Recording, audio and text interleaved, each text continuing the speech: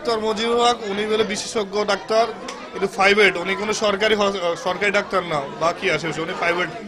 ওনার বাসার ভিতরে এগুলো হইতেছে, যত সব দেখতেছি ওনার বাসায়, এটা কোনো হসপিটাল না। উনি চেম্বারের ভিতরে অবসরটা করে, চেম্বারে রেখে ভিতরে করে।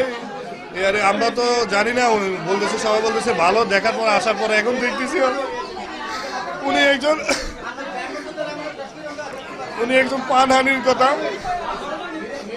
এটা হলো একটা সাধারণ টনসিল অপারেশন, এবং টনসিলটা খুব বড় ধরনের নয়, যেটা বড় হয়ে গেছে, এটা ক্যান্সার হয়ে গেছে বা অন্য কোনো সমস্যা না, অত ছোট অপারেশন। বাট নাকের পলিপেস দুটি অপারেশন করাতে এখন এখানে আমাদের ধারণা হচ্ছে যে টনসিল অপারেশন যে করছে এই ডাক্তার মুজিবুল হক সাহেব অপারেশন করেন নাই, উনি হয়তো ওনার অ্যাসিস্ট্যান্ট দিয়ে করাইছে। নতুন এবং ফিরে আসা গ্রাহকদের জন্য নগদে চলছে ক্যাশব্যাক সহ প্রতিদিন হাজারো উপহার জেতার সুযোগ। হবে আশা আর ফেরা, সারপ্রাইজ সেরা। তা নাহলে সামান্য অপারেশনের রুগী একদিন পরে মারা যাবে, এবং প্রাইভেট হাসপাতাল থেকে অপারেশন যেদিন করছে ওই দিনে তাকে রিলিজ করে দিছে।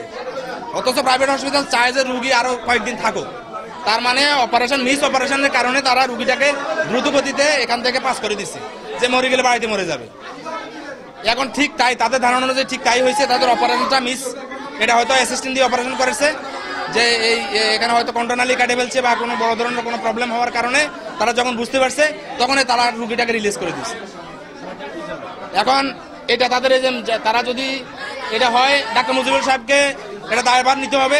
আমার ভাগ্নি হয় যে ভিকটিম মারা গেছে, আমি যতটুকু শুনছি বা জানছি যে সে গত বছর এখানে টনসিল অপারেশন করে।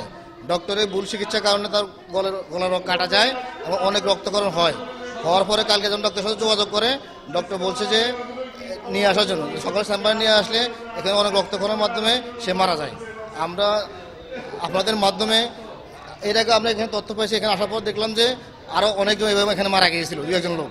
আমরা এটা একটা সুষ্ঠু তদন্তের মাধ্যমে সুষ্ঠু একটি বিচার চাই, আমাদের কোনো দাবি নাই যেন আর কোনো মাহারি কোল এভাবে খালি না হয়।